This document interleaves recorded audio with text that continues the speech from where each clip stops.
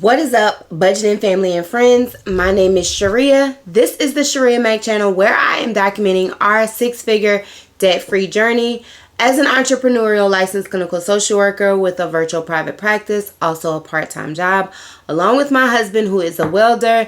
Together we have a combined income of about $130,000, which is not including the part-time job income. We started our journey in October of 2023 with $305,884 worth of debt. And the goal is to have every single penny of that debt paid off by December 31st, 2026. So we are documenting our journey for accountability as well as to inform and inspire others who may be on a similar journey.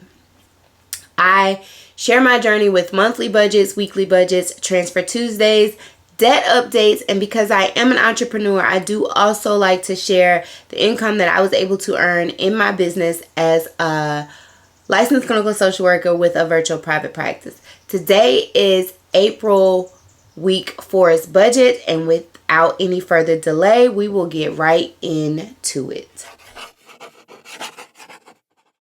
All right. So this budget goes from April the 18th to April the 24th. If you are new here, we budget weekly because we are paid weekly. My husband is paid every Thursday and I am paid every Friday.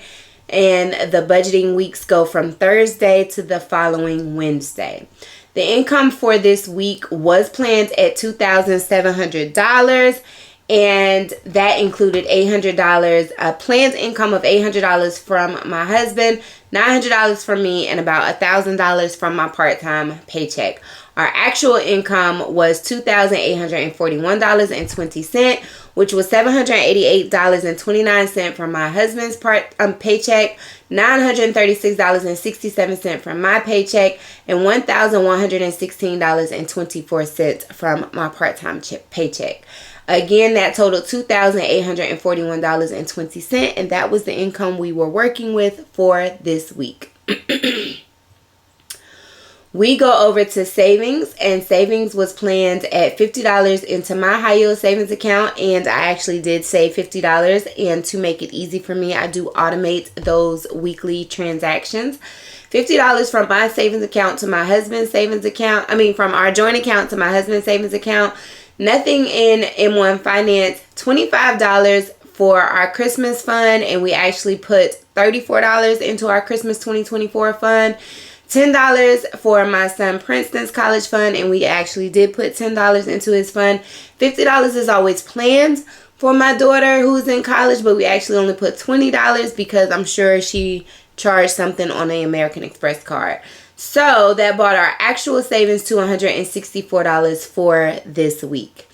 We transition over to bills. Bills for this week were planned at $447.32 with $333 on our mortgage. We do pay our mortgage weekly, and we actually did pay $333. $0 for music and arts, but the music and art payment must have came out during this pay period at $41.63. $97.78 was planned for our home insurance and nothing came out, and $16.54 was planned for this week's bills, but it actually came out on the following week's bills. So our actual bills for this week were $374.63. We transitioned over to expenses, and our planned expenses included $150 for groceries and for a family of 4, and we actually spent $174.57. Gas was planned at $120, and for whatever reason we only spent $50 in gas, and I'm sure that is not accurate. $25 was planned for beauty maintenance, and I did not spend anything in that category. $50 for my son's hair, and I did not spend anything in that category. $50 for toiletry, again, nothing. And $50 for household, and again, we did not spend anything in that category. Fast food was planned at $50, and we only spent $64.12, and that is good to see. And then miscellaneous was planned at $80, and we actually spent $458.61. And we will review those transactions at the end of the video or later in the video. That brought our actual expenses to $747.30. We transition over to debt. And debt was planned at $419.70, with minimum payments due on my state employees credit union credit card in the amount of $35, and $35 is what I paid. $45 on my husband's card. Yes. And no, actually he did not have anything on his card because his payment is due on the 25th. $49.50 was due on the city card, and we paid the remaining balance of $1,000 off. $40, that is not accurate. $250.20 for my Honda payment. I do pay that weekly. The monthly payment is $1,000.80, I believe, or 78 cents. So our planned debt payments were $334.70, but what we actually paid was $1,551.77 on my Hilton American Express, and that was because I did put some medical expenses, my eyeglasses. I have to have a special eyeglass and contacts, not special contacts, but a special eyeglass because I am susceptible to uveitis with my autoimmune disease, and so some type of protective frame, whatever. Anyway, that ended up coming up to $848, and I did put that on the American Express, but I do also need to include a medical sinking fund over in the expenses and or savings, or look into a HSA. $221.14 was due on the Best Buy card, and this was for the protection plan we have on our devices. It is paid annually in the amount of $192, but I forgot to pay it because the Best Buy card does not have a balance, and so by the time I did realize that I needed to make a payment, I had accrued the $35 late payment fee, and they were not willing to waive it because I have forgotten that a bill was due several times before. So that was my fault, and I just suffered the consequence. $35 minimum payment was made on PayPal. $1,000 was actually applied to the city card balance, and that was to pay it off. And then $250.20 was paid towards Honda Financial, which brought our debt payments for this week to $3,058.11. We go up to the budgeted versus the actual and the planned income again. It was a planned rollover balance of $111.66.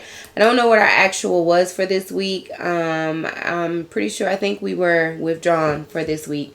$2,700 was the planned income, and we actually had $2,841.20. Income saved was planned at $195, and we actually saved $164. The income spent, which is the combination of bills and expenses, was $1,122.32. We actually spent $1,121.93. The debt paid was planned at $334.70. And we actually applied $3,058.11 towards debt. That left a remaining balance of $1,159.64 planned, but our actual leftover balance was a negative $1,502.84. And again, I'm not sure if that is accurate for the last week or the first week of May. We go up to the budget breakdown, and as you can see, 3.8% again, which is disappointing, of our income was saved. 8.6% of our income went towards bills. 17.2% excuse me, of our income went towards expenses, and 70.4% of our income went towards debt, which is exciting to see. Now, we were over in the grocery category, the miscellaneous category, and the fast food category. So we go down to review my transactions. And it looks like we ate out.